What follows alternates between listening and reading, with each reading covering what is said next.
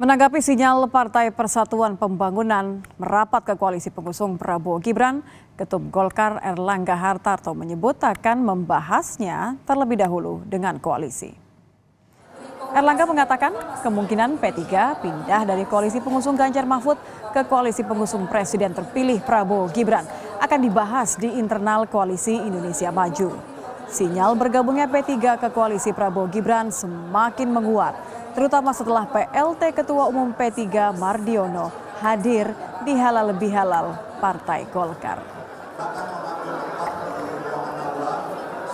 Bahas internal di koalisi Indonesia Maju. Tapi apakah sudah ada omongan-omongan Pak sebelum ini Pak? Ya. P3 bakal diajak merapat nggak Pak? Ya, nanti dibahas dalam tim. Ya. Ada jatahnya dong Pak? Apa? Ada jatahnya juga dong Pak untuk P3 apa gimana Pak? Saya belum paham. Ya masih. Makasih Mas. Habis Pilpres, terbitlah bongkar pasang koalisi. Pasca pengumuman Presiden terpilih Prabowo Subianto, pergerakan partai politik semakin jelas merapat ke koalisi sang pemenang. Tak ketinggalan, manuver Partai Persatuan Pembangunan yang sebelumnya berada di barisan pendukung Ganjar Mahfud tampak menghadiri acara halal bihalal Partai Golkar. Sebagai satu-satunya parpol di luar koalisi Prabowo Gibran, kehadiran PLT Ketua Umum Partai Persatuan Pembangunan Mardiono seakan melempar sinyal siap bergabung dengan koalisi Indonesia Maju pengusung Prabowo Gibran. Terlebih, P3 menjadi satu-satunya parpol di luar koalisi Prabowo Gibran yang hadir di acara itu dan duduk semeja dengan Ketua Umum Partai Golkar Erlangga Hartarto, Sekjen Gerindra Ahmad Muzani, hingga putra Jokowi yang juga Ketua Umum PSI Kaesang Pangarep. Meski sempat satu meja dengan Ketua Umum Partai Golkar Erlangga Hartarto, Sekjen Gerindra Ahmad Muzani, hingga putra Jokowi yang juga Ketua Umum PSI Kaesang Pangarep, Mardiono hanya berkomentar, P3 siap ikut membangun Indonesia pasca Pilpres. Minal aidin wal faizin, lebaran ya, maaf-maafan. Tapi intinya siap bergabung Pak ya? Ya. Sama pemerintahan berikutnya kalau diajak.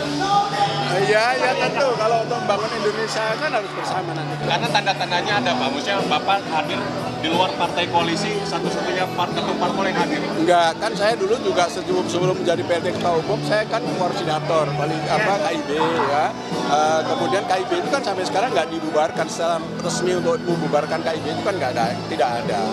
Ya kami masih komunikasi baik dengan Pak Jul, ya dengan Pak Erlangga Hartarto, Ketua Umum Golkar dan Pan. Kami masih menjalin komunikasi, membicarakan soal kebangsaan itu masih.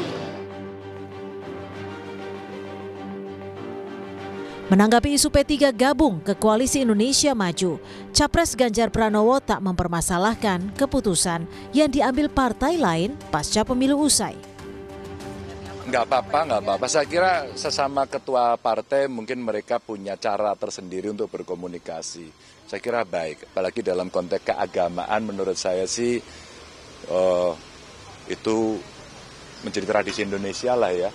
Antar individu, terus kemudian mereka antar pimpinan partai, saya kira boleh-boleh saja.